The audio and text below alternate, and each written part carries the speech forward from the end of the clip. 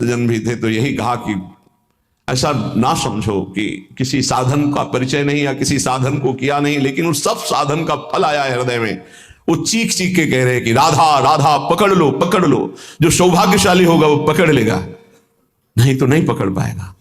पक्का समझ लीजिए पूरे जीवन का सार। गोस्वामी जी कह रहे हैं, मैं भगवान शंकर को साक्षी करके कहता हूं, मेरी जबान गल जाए यदि रा और मां के सिवा, मैं जरा भी झूठ बोल रहा हूं, ये मेरे माई बाप है, इसी से मुझे सब कुछ प्राप्त हुआ है। परम भगवदाकार वृत्ति में स्थित महापुरुष। एक बार अकबर ने सुना गोस्वामी तुलसीदास जी की महिमा, तो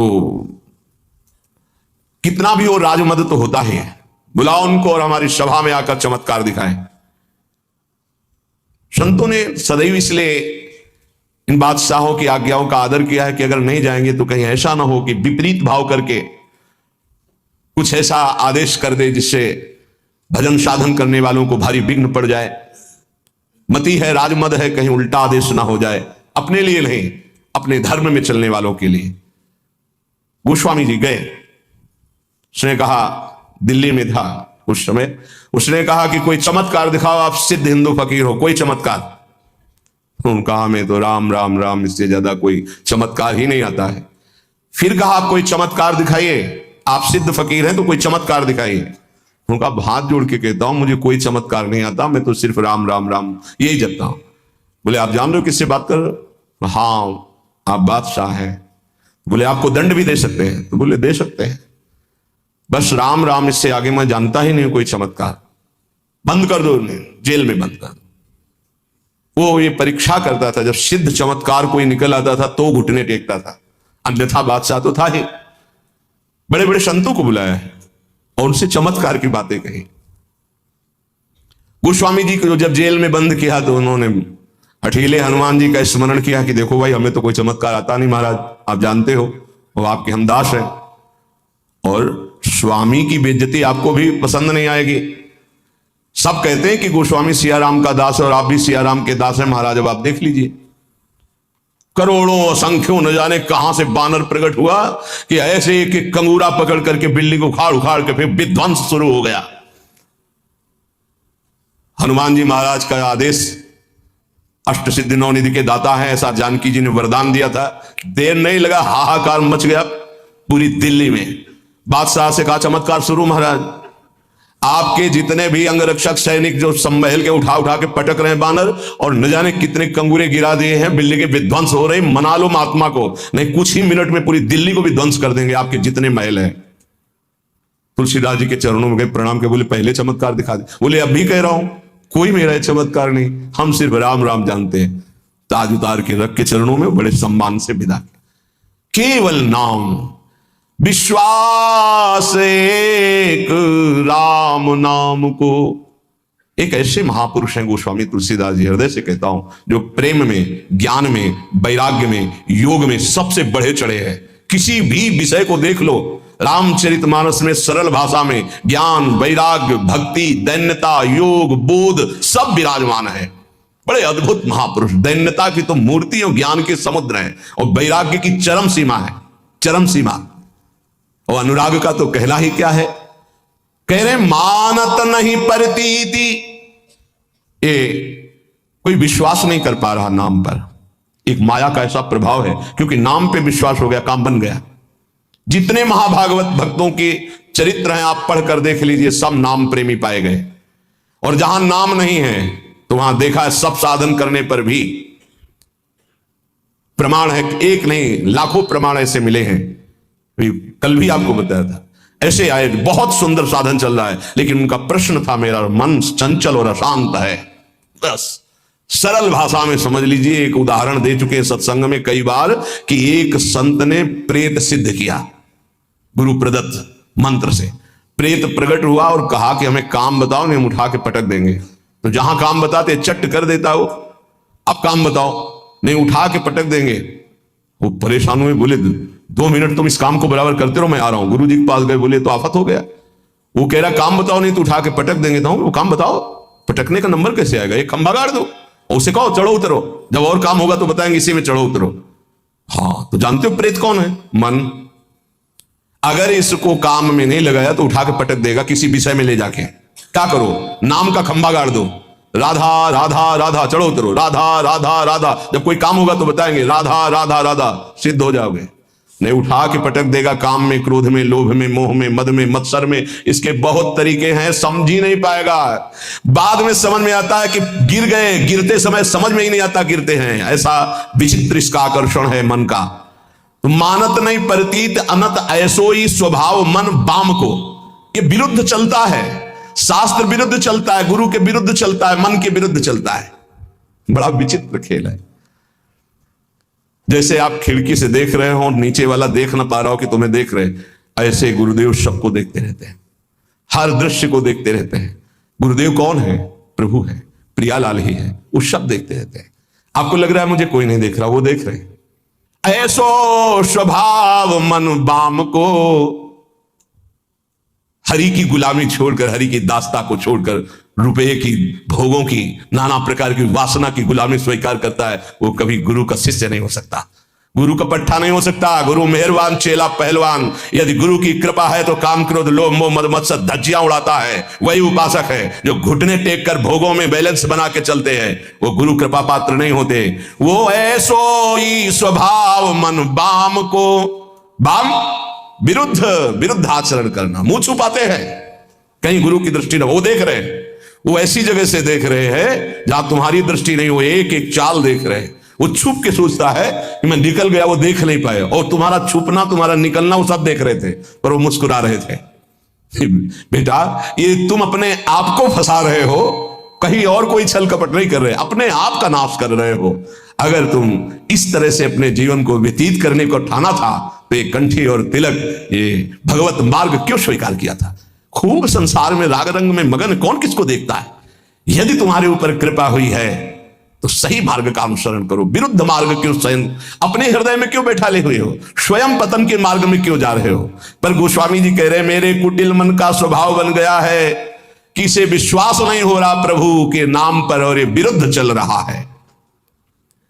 आगे कह रहे, देखो बहुत ऊंची बात कह रहे हैं, बस पकड़ ले।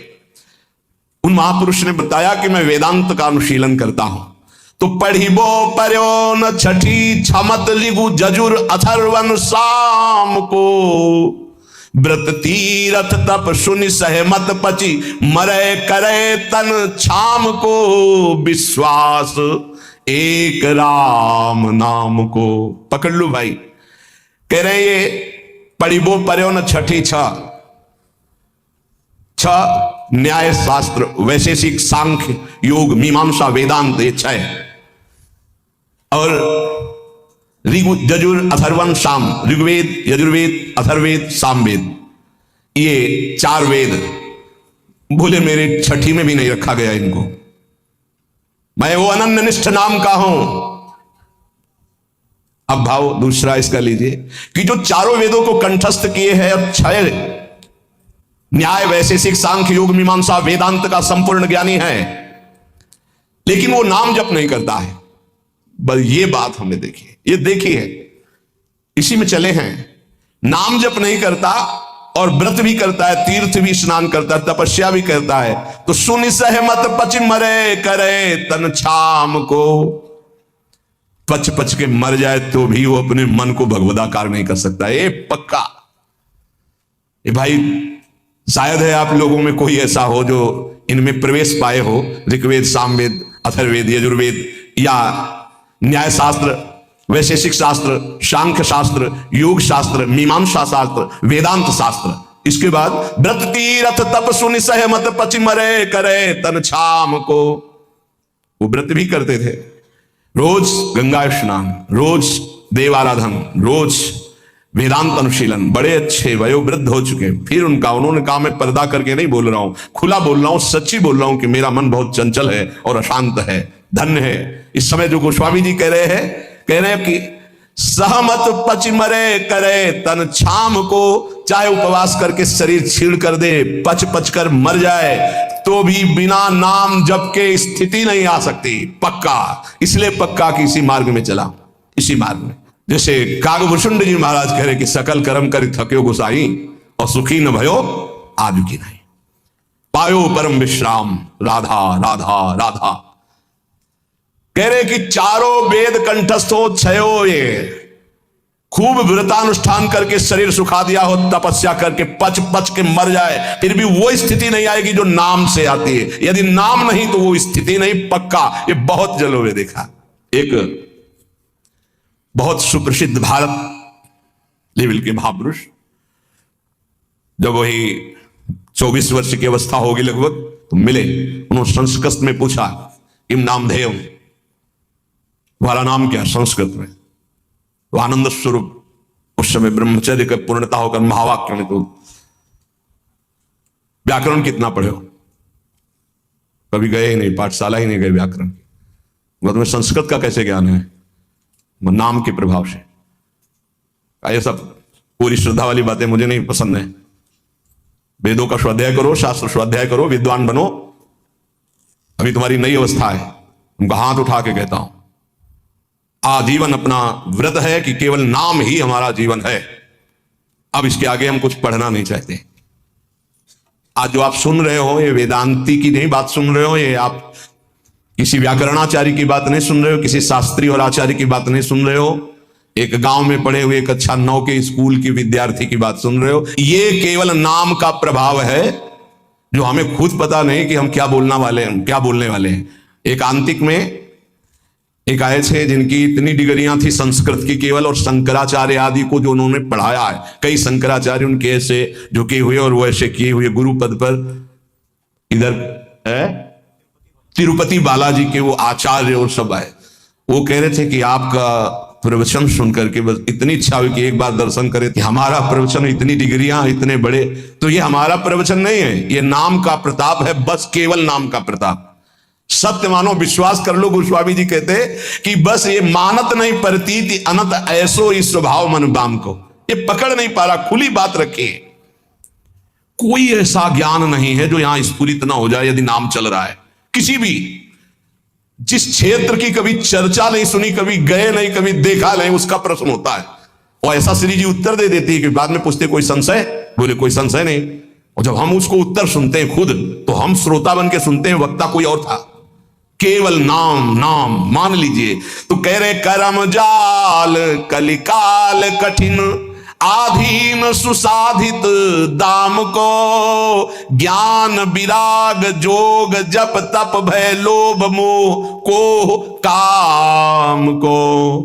गजब कर दिया। गोस्वामी जी कह रहे हैं ये सब साधन करके पच पच करके मर जाओ, अगर नाम जप नहीं कर रहे तो जो स्थिति चाहिए वो नहीं आएगी।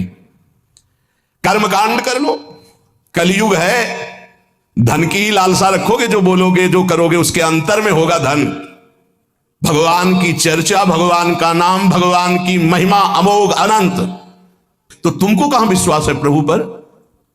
तुम किसी व्यक्ति के देने से चल रहे हो, प्रभु पर यही ज्ञान विराग हम नहीं कह रहे, गोस्वामी जी कह रहे जोग जप तप भय लोभ मोह को काम, कर्म जाल कलिकाल कठिन, आधीन सुसाधित दाम को, विश्वास एक राम नाम को।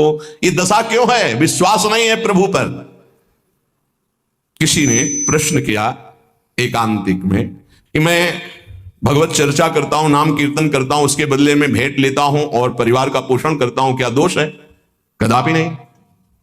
तय मत करो। आप नाम कीर्तन भगवत चर्चा करते हो, अगर उसमें चढ़ गया उससे परिवार का पोषण करो। लेकिन अगर जबान से हमने 1 घंटा कीर्तन किया और कह दिया कि हमें 100 रुपया दे दो, तो हमने 1 घंटा कीर्तन की कीमत 100 रुपये में बेच दी। ये नहीं करना, हमें तय नहीं करना। कौन मानने के लिए तैयार है बात? वही जिसको भरोसा केवल प्रभु का है। ये नहीं कि ऐसे प्रवक्ता थे नहीं या है नहीं। पूज्य श्री रामचंद्र जी डोंगरे जी महाराज लाखों की हृदय वृत्ति में आज भी जो पूर्व सुने हैं छाए हुए महाभागवत, केवल कथा से मतलब, केवल कथा से मतलब। सामने ठाकुर जी आंखों में अश्रु और भगवत चर्चा की, उतर के चल दिए। जो कभी कुछ चढ़ा तो जहां चढ़ा वहीं वो जिन्होंने करवाया वो जाने, वो गौ सेवा में लगाए, मंदिर में लगाए, वो कभी ऐसे कभी एक नहीं। जो अन्न उदर में प्रसाद में चला गया बस वही। भगवान सबका भरण पोषण करते हैं। भगवान पर विश्वास, बेचे ही वेद धर्म दुइले ही, इसका कहीं भी स्थान नहीं है। ए श्री कृष्ण देने वाले, विश्वास कर लो, विश्वास। श्री कृष्ण देने वाले हैं। कह रहे हैं, गोस्वामी जी कह रहे हैं कि आज का ज्ञान भी दाम पे आधारित है। ज्ञान भी थोड़ा बुरा लगेगा, कड़ुआ लगेगा, महापुरुषों के वचन है, पर बुरा और कड़ुआ अगर हम छुपाते चले जाएंगे तो सत्य को कौन समझेगा। ये सत्संग है। जो दामों से बिकता है वो अध्यात्म नहीं होता। अध्यात्म कभी दामों से नहीं बिका है। ऋषियों के समीप दूर्वांकुर या पुष्प लेके गए और प्राण समर्पित किए, तब वेद उनको मिले। ये समर्पण का है। गीता जी भगवान का साक्षात स्वरूप है। वो कह रहे हैं मय्येव मनाधत्स्व मयि बुद्धि निवेश है। मेरे में मन अर्पित करो, बुद्धि अर्पित करो, तुम मेरे में वास करेगा। भगवत प्राप्ति का सीधा सरल उपाय। भगवान एक दान मांग रहे हैं कि तुम मन बुद्धि मेरे को दे दो, बस वही बात है। मन बुद्धि को लगाने के लिए भगवत चर्चा हो रही, और भगवान हमें देख रहे हैं कि हमारा परिवार है, हमारी कुछ सेवाएं हैं, तो उनको विश्वंभर विश्वनाथ स्वयं पूर्ण करते हैं। ऐसा कभी नहीं हो सकता कि भगवत आश्रित और वो भटके, ऐसा कभी नहीं हो सकता। हां, वासनाओं की पूर्ति की बात अलग है। आवश्यकता की पूर्ति चराचर जगत की मेरे नाथ करते हैं, आवश्यकता की पूर्ति। तो ज्ञान भी कह रहे आधीन सुसाधित दाम को, सुसाधित अंदर से साध चाह है कि हम ये जो ज्ञान बोलेंगे उसका इतना बोले, आधीन सुसाधित दाम को, रुपए के लिए। दूसरा वैराग्य, बहुत मंगल में भगवान की प्राप्ति का साधन है वैराग्य। जगते हुए फिरे वैरागी, वृंदावन रस में अनुरागी। वैराग्य तो ब्रह्मबोध कराने वाला है। वैराग्य तो भगवत प्रेम कर। यदि वैरागी होकर अंदर से धन की कामना कर ले तो वो वैराग्य बिक गया। जोग, जोग होता है ना, अष्टांग योग, अगर वो रुपये में बिक रहा है जोग, तो वो जोग भगवत प्राप्ति कराने का साधन ना बन करके सुसाधित दाम को, भगवत प्राप्ति क्यों नहीं हो रही? यही तो साधन है भगवत प्राप्ति के। व्रत, तप, जोग, ज्ञान, विराग और नाना प्रकार के तीर्थाटन आदि साधन, इन सब का फल हमने मांग लिया सुसाधित दाम को। दाम रुपया, कैसे बात, ऐसी क्यों स्थिति हुई? बोले विश्वास एक राम नाम को मानत नहीं प्रतीति। प्रतीति नहीं, विश्वास ही नहीं हो रहा। आप जितना निष्किंचन रहेंगे, माया भगवती वैभव उतना ही फेंक देंगे। क्या करोगे वैभव? ये माया का जादू का तमाशा भगवत प्राप्ति में बाधक है। भगवान उतना ही कृपा करके दे जितने से उदर पूर्ति हो जाए, खूब चक्क भजन हो। ये जीवन का सार है। और भगवान के चरणारविंद का विश्वास, भगवत प्रेम प्रदान करने वाला विश्वास, वो हम खो गए। मानत नहीं प्रतीति, प्रतीत माने विश्वास। अनत सोई स्वभाव मन बाम को, ये आंतरिक बात है, ऑपरेशन है आंतरिक। सब दिन सब लायक भवगायक रघुनाथ गुण ग्राम को, बैठे नाम काम तरु तर डर कौन घोर घन घाम को। अरे भाई, सब दिन सहायक, सब लायक, भव समुद्र से पार करने वाले माया के पति भगवान के गुण और नाम का गायन कर रहे हो, तो साक्षात महाकल्प तरु के नीचे बैठे हो। अब तुम्हें कोई भी धूप ताप शोक संकट स्पर्श कर सकता है? कदापि नहीं। विश्वास रहे, विश्वास हो जाए तो हित ध्रुव जो विश्वास है तो वहीं सुधरे बात। ना तरु माया पंथ में फिरे जो टक्कर खात, बिन विश्वास भगत नहीं ते बिन द्रवहि न राम। राम कृपा बिन सपने जीवन अल्लाह विश्राम। कदम कदम पे उसकी व्यवस्था देखी है। कदम पीछे चले, व्यवस्था आगे चली है। जीवन भर उसको देखा, जीवन भर। कैसे कैसे बता, एक एक कदम पे प्रभु का दुलाल, वो किसी एक के लिए नहीं। सब पर मोरी बराबर दया, बराबर दया है, केवल आप भगवान से विमुख होकर के देख रहे हैं। बहुत पीड़ा होती है जब भगवान का दास कहलाकर किसी से आस रखी जाती है। भगवान का दास कहलाकर किसी व्यक्ति से आस रखना बहुत बुरा कलंक है शरणागति में। कभी ऐसा ना करें। ये ज्ञान वैराग्य जोग जप तप, ये उस महापदवी की प्राप्ति के लिए जो कहीं किसी को नहीं प्राप्त हो सकता, उसको बेचने के लिए नहीं है। बहुत सावधान, कहीं अपने साधन को ना बेच देना, कहीं अपने ज्ञान को ना बेच देना, वैराग्य को ना बेच देना, नाम को ना बेच देना, किसी भोग के लिए, किसी पदवी के लिए, किसी नाना प्रकार की सुख सामग्री लौकिक के लिए।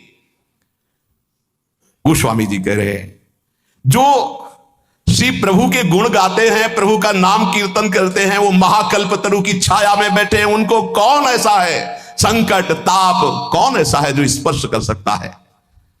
ये विषयों की चकाचौंध उनकी आंखों को लुभायमान नहीं करते, जिनकी जिह्वा पे राधा राधा राधा ऐसा नाम चल रहा है। वो अज्ञान के वशीभूत विषयों में भटकने वाले प्राणी नहीं होते जिनकी जिह्वा पे नाम चल रहा है। इसलिए सब साधन एक तरफ और नाम। बैठे नाम काम तरु तर डर, कौन घोर घन घाम को। राम राम कृष्ण कृष्ण हरि हरि राधा राधा। मान लीजिए ये बहुत बड़ी साधना का फल है जो आपको विश्वास हो जाए नाम पर। को जाने को जय है जमपुर, को सुरपुर पर धाम को। तुलसी बहुत भलो लागत जग जीवन, राम गुलाम को विश्वास एक राम नाम को। क्या पता है तुम्हारे आचरण नरक ले जाएंगे? कभी सोचा है अपने आचरणों का? कभी चिंतन किया है कि पीछे जो आचरण हो गए उनका परिणाम क्या होगा? बड़े पुण्यात्माओं तो स्वर्ग जाओगे, फिर तुम्हें मृत्युलोक में ही पटका जाएगा। लेकिन परम धाम को जाने के लिए नाम नाम, जितना नाम जप करो पक्का परम धाम आपको जाना है, पक्का। कोई तुम्हें नहीं रोक सकता नाम जापक को। तुलसीदास जी कहते हैं धन्य है उसका जीवन जो भगवान का दासत्व लेकर नाम जप कर रहा है। कली नाम काम तरु राम को, दलनिहार दारिद दुकाल दुख, दोष घोर घन घाम को। कली नाम काम तरु राम को। कलयुग में नाम ये कल्प वृक्ष है। कोई भी दरिद्र नहीं सह सकता यदि नाम जप करेगा। तो आप कहोगे नाम जप वालों को तो प्राय ऐसा नहीं देखा गया जैसा आप कहते हो। दरिद्र कौन है? अरब खरबपति भी दरिद्र है। क्यों?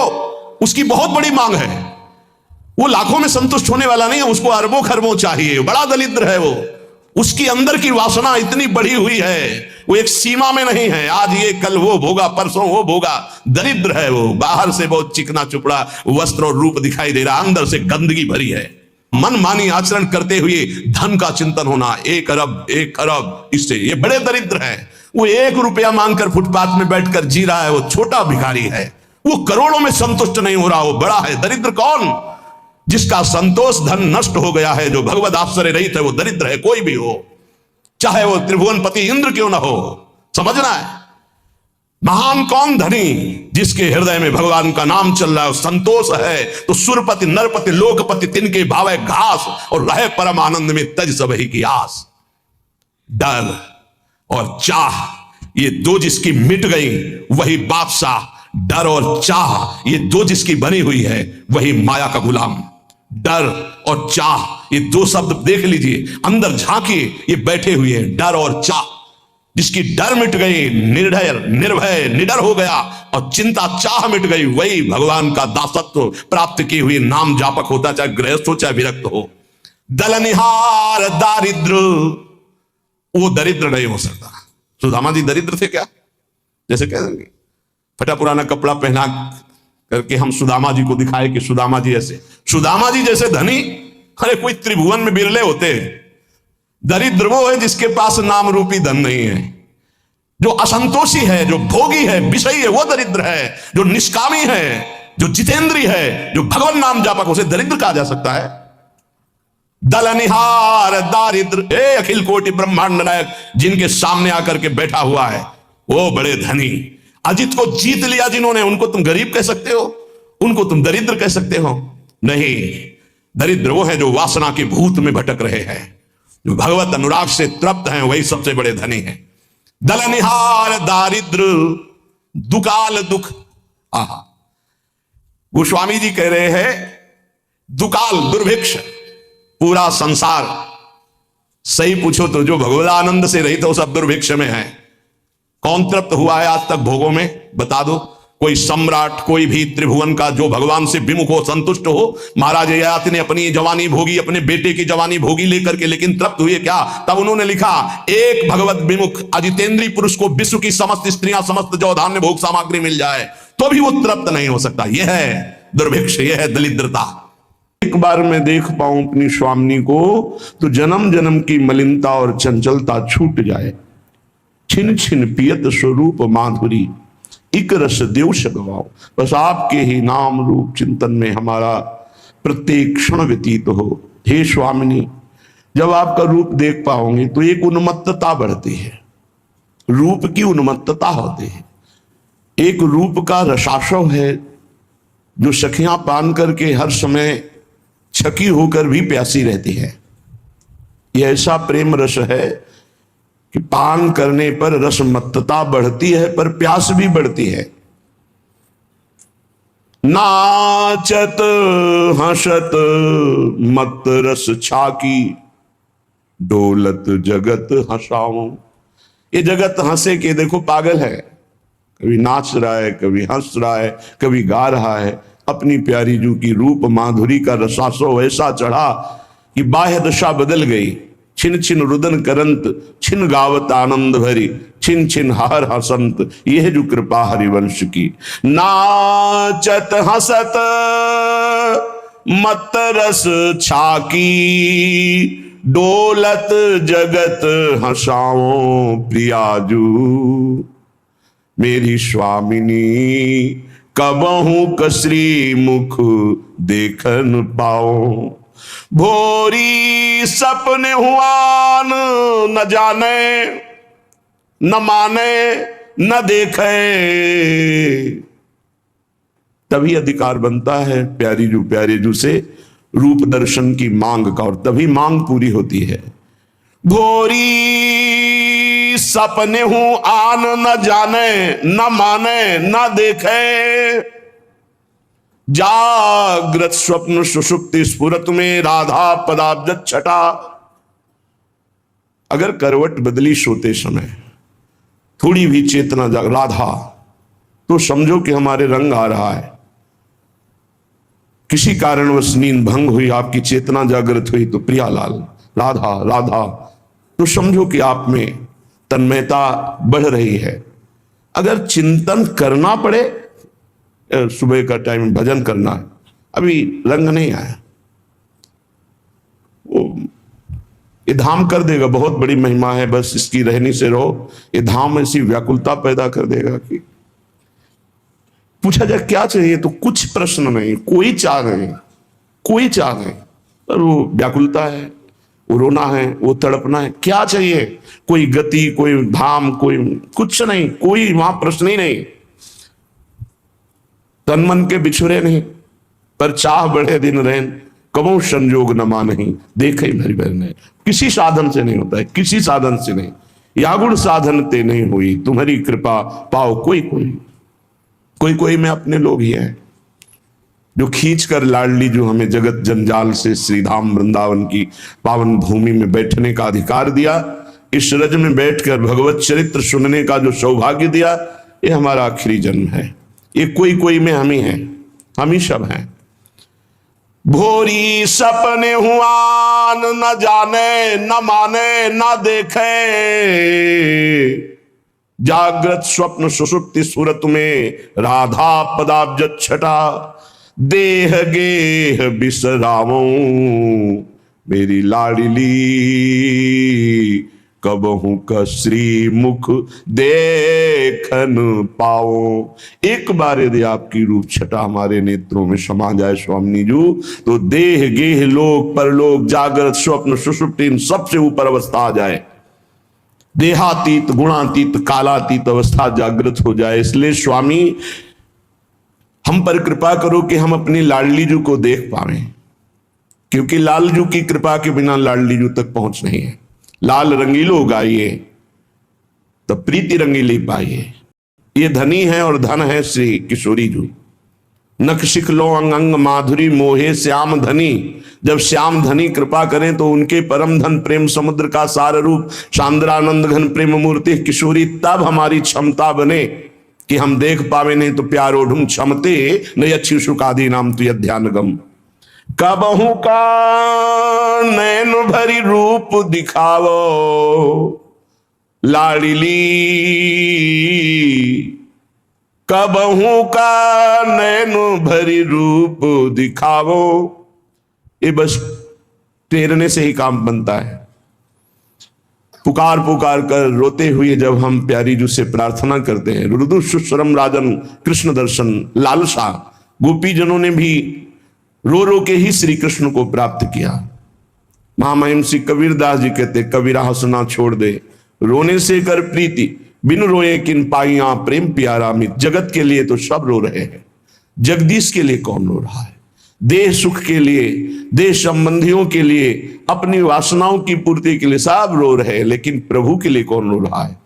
सातरति सातरति सा लोकाम तारयति, जो प्रभु के लिए रुदन करता है उसमें ऐसी सामर्थ्य आ जाती समस्त लोगों को पावन करने की।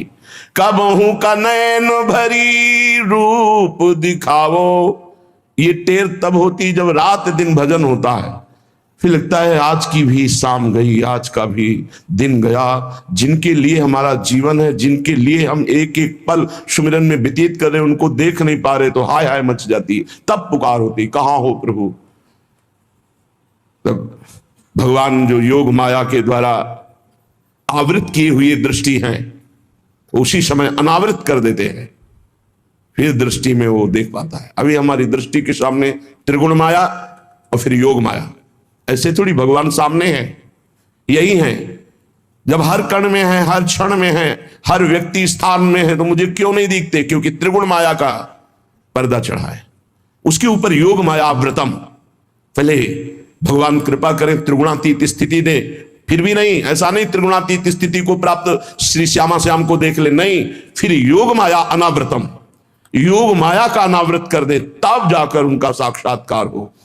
कोई ऐसा थोड़ी थी कि त्रिगुणातीत साधना से हो जाए तो वो प्रिया प्रीतम को देख ही पाएगा, नहीं। संभाव्योपि विरंचि नारद शिव स्वयं भुआद्य नया, ये सब त्रिगुणातीत महापुरुष हैं। जब हम पुकारते हैं हृदय से, वास्तविक चाह हो जाती कि अब जिया नहीं जा रहा आपके बिना, तब वो अपनी कृपा से अपनी योग माया को हटा लेते हैं। साधन से माना कि त्रिगुणातीत हुआ जा सकता है, लेकिन योग माया तो सिर्फ प्रभु हटाते हैं।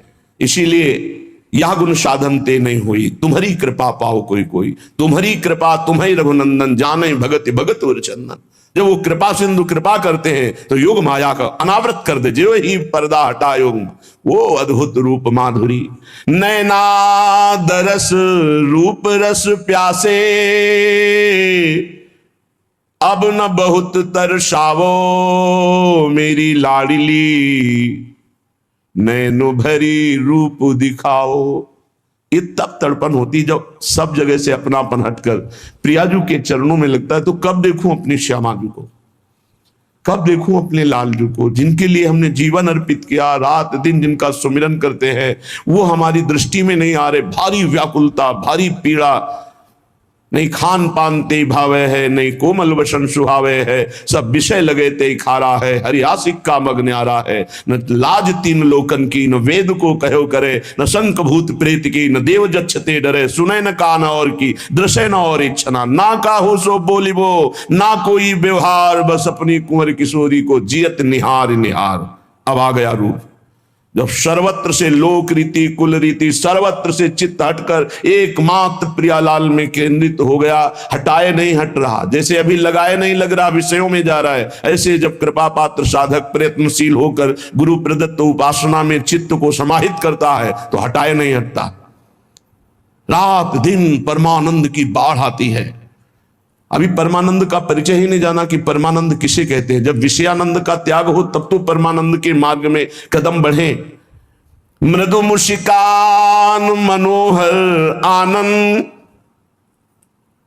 तनक झनक दर्शावो, नूपुरों की झनक करते हुए मेरी लाडली मेरे लाल जो गलबैया दिए आ रहे, जे भी निहाल हो गए। आनंद समुद्र हैं, प्रेम समुद्र हैं, रूप समुद्र हैं। हमारा जन्म इन्हीं के साक्षात्कार के लिए, नहीं तो भटकते भटकते कितनी दुर्गतियां फिर होंगी। मान लो एक बार संभल जाओ, ये जीवन प्रभु के चरणारविंद में समर्पित कर दो। भोरी व्याकुल बिल पे कब लगी, सपने में नेक हंसाओ, लाडली अपनो दरस दिखाओ। एक बार स्वप्न में ही आकर तो मुझे सुखी कर दो। स्वप्न में देखा मेरी स्वामिनी है तो हंसी आ जाए, जीवन होता जा रहा है रोते रोते। एक बार तो प्यारी जो आप मुस्कुरा दो, जिससे हमारा हृदय शीतल हो जाए। परम शीतल आश्रयामी, आपके चरणारविंद का आश्रय परम शीतलता प्रदान करता है। उपासना में उपास्य देव से ही हर समय जुड़े रहना आवश्यक है। एक भी क्षण हमारा समय व्यर्थ ना जाए, अव्यर्थ कालत्वम। इसीलिए विरक्ति, कहीं भी आसक्ति होगी तो हमारा चित्त उसका चिंतन करेगा, और यह हमारी उपासना में बहुत बड़ी त्रुटि है, छिद्र है, जिससे हमारा कमाया हुआ भजन का आनंद बाहर निकल जाता है। किसी भी व्यक्ति, वस्तु, पदार्थ, घटना का प्रभु से विमुख होकर चिंतन होना, हमारे साधन से जो आनंद हमको मिलने वाला, 20 वर्ष हो जाते हैं और अध्यात्म उन्नति नहीं दिखाई देती, जो स्थिति है वो नहीं दिखाई देती। कारण कोई व्यक्ति, कोई वस्तु, कोई स्थान, उसका हम आश्रय लिए, वो हमारे चिंतन का विषय बनता है। कोई इंद्रिय जन्य भोग संबंध है, कोई शास्त्र विरुद्ध आचरण है, नहीं तो आपसे सच्ची कहते हैं। जैसे दूध बटलुई में चढ़ा हुआ चूल्हे पे है, उफान मारता है, ऐसे हृदय में आनंद की उफान आती, न कुछ देखने का मन, न सुनने का मन, बस रोने का मन। बंद कर लो दरवाजा, किसी से नहीं मिलना, बस रो तो शांति मिलती।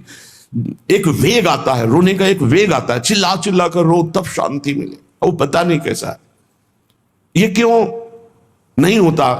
जब हम सब साधन में लगे, भगवत मार्ग, कोई है जो हमारे सुख का हेतु है, प्रभु से विलग कोई है। इसीलिए सत्संग की अपार महिमा वर्णन की गई है। यदि हमें भगवान की अहेतुकी कृपा से सत्संग मिल जाए तो तुलयाम लवेनापि ना स्वर्गम ना पुनर्भवम भगवत संग संगस्य मर्त्यानाम किमुताशिषा। यदि हमें भगवत प्रेमी महात्मा का संग मिल जाए एक क्षण मात्र के लिए भी, तो उसके सामने मृत लोकों की सुखों की बात क्या, स्वर्ग सुख भी क्या और मोक्ष सुख भी क्या, अर्थात मोक्ष का भी त्याग करा देते हैं। ये जो भगवत प्रेम है, जिससे हमारे हृदय में रुदन होता है, व्याकुलता होती, तड़पन होती है, हमारे नेत्रों के सामने हमारे प्रीतम होते हैं, फिर भी वो चाह करता है, मिले हुए भी अनमिल मांग करता है, मुझे आप एक बार अपने दर्शन, जबकि प्रतिपल देख रहा है। यही प्रेम का स्वरूप, तन मन के बिछड़े नहीं, चाह बड़े दिन रहे। ये प्रेम तब आता है जब मोक्ष का भी त्याग कर दे।